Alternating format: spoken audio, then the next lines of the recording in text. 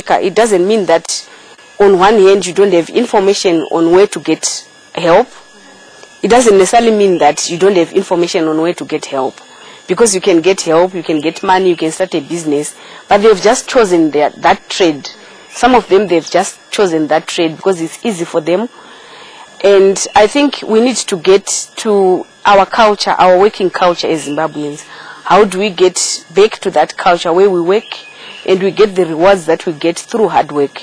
Not just, one night thing, one round, and you get, these resources and that. What had happened to our youth? Why were youth resorting to this way of getting money? Did they really believe their genitals were assets? What did the rest of the campus think? Was this study true? Had they heard of students on campus engaging in such activities? And more importantly, given the HIV and STI era our generation finds ourselves in, did they think that sex work and transactional sex was the reason for the spread of HIV and AIDS? I just don't think my commercial workers are the ones who are spreading HIV/AIDS in Zimbabwe. Not only them, but everyone is spreading. Yeah, they contribute to almost like 60%, but almost the 40%, it's not them. It's actually not them. But if we look like, for example, the reason why they do that, right? They are like husbands. Vanenge vari mudzimba yanditika vanokonzeresa kuti zvidaro. Why? Because they are the ones who are like paying the commercial sex workers, right? If they were not paying the commercial sex workers, meaning kuti vanenge vachiramba nezvo handiti, saka therefore havambofa basa rinda shoma. I have my friends, I need more than one boyfriend, and actually I think that's commercial sex work, because most of the girls like our age, they will be getting something, they will be benefiting from having those boyfriends. So I actually think that's commercial sex work. Commercial sex workers do have an impact on the spread of HIV, partly, but also spread HIV at the teenagers, which most of the people think they are not vulnerable to the disease. Affect economic hardships, like in Zimbabwe, people, they are unemployed, so some of them tend to be selling their bodies for money. So there are so many factors which contribute to the effect HIV, but I think commercial sex workers, yes, they contribute to a certain extent, but not good in one who contribute a certain extent. Sometimes vaberekika vanenge vasina mari kanoti yekumu-afforda for, let's say, kanoti school fees, then iye anenge akutsva kuumariwo nenziro dzake. Iwo maprostitute andi ndiwo anenge achipfeka, anongokudza kuti ndakapfeka, maybe iro rashanda pavanhu vakawandisa. Saka zvokonzeresa kuti HIV spread. Armed with my police clearance letter, I set out one night and found my own corner to operate from. I wanted to see for myself and experience life as a sex worker. Before I had even settled in for 10 minutes, a car had pulled up already.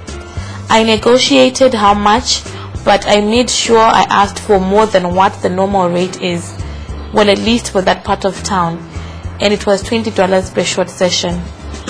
As car after car came and went, I realized that this seemingly underground trade was alive and well, right in the heart of town, right in the Sunshine City, Harare.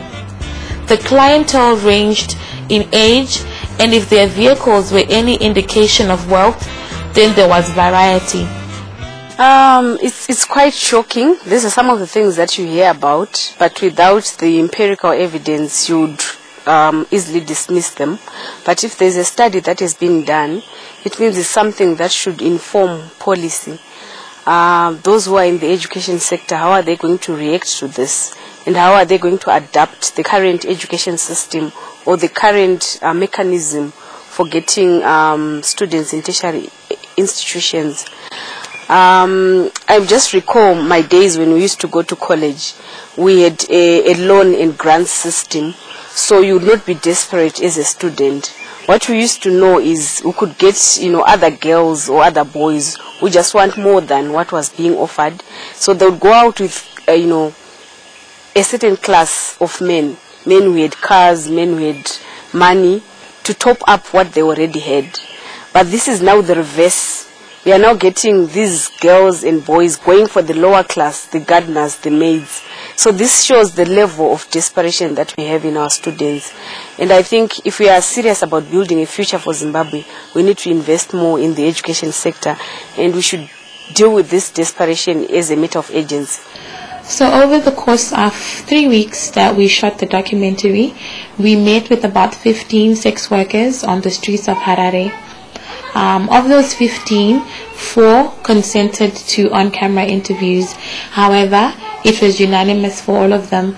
They wanted their faces away from the camera, and for good reason, because most of them, their families don't know that they're actually in this line of business. And in one particular case, one woman is actually married and she's got a family in Wange, and she absolutely didn't want her face on camera. So we had to consent. So these are their stories in their own way.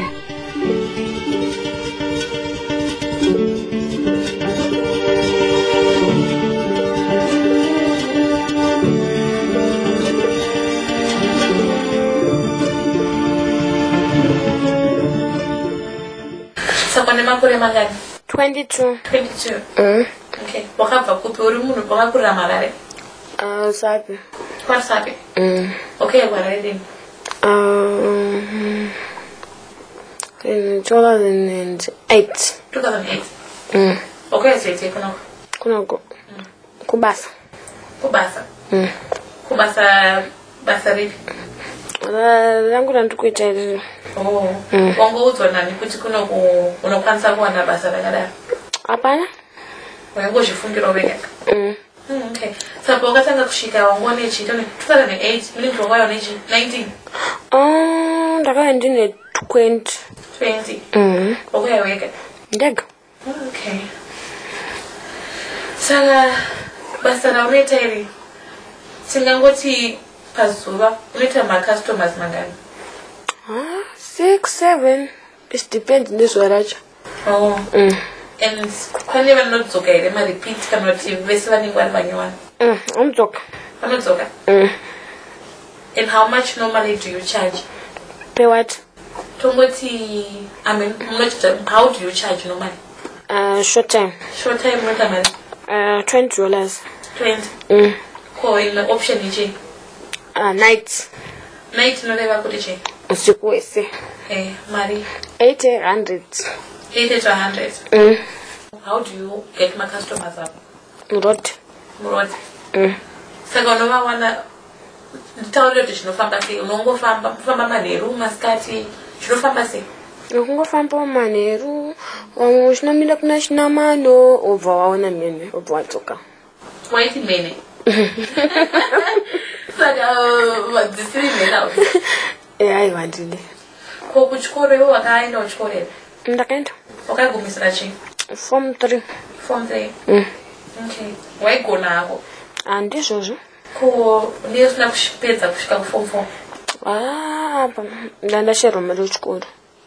Vabereki vako vapenga? Vakashaya? Vakashaya rini?